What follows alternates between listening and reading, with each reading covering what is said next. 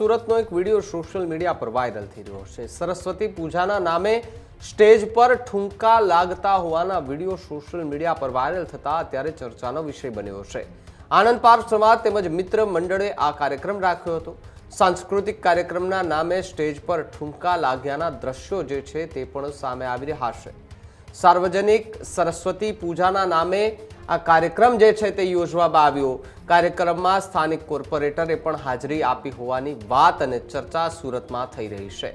સરસ્વતી પૂજામાં આ પ્રકારે ડાન્સરોને બોલાવીને ઠુમકા લગાવવા એ કેટલા યોગ્ય કહેવાય તે વાત પણ વિચારવા જેવી છે। સરસ્વતી પૂજાના નામે સ્ટેજ પર ઠુમકા લગાવવા કેટલા યોગ્ય? સરસ્વતી માના નામ પર સ્ટેજ પર બૂટ પહેરી અને એન્કરિંગ કરવું અને ત્યાં ઠુમકા લગાવવા એ વાત પણ કેટલી યોગ્ય એ પણ આયોજકોએ સમજવાની જરૂર છે।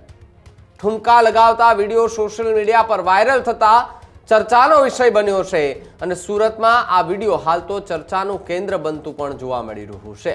ડાન્સરોને બોલાવી અને સરસ્વતી પૂજાના નામે સ્ટેજ પર ઠુમકાઓ લગાડવામાં આવે છે।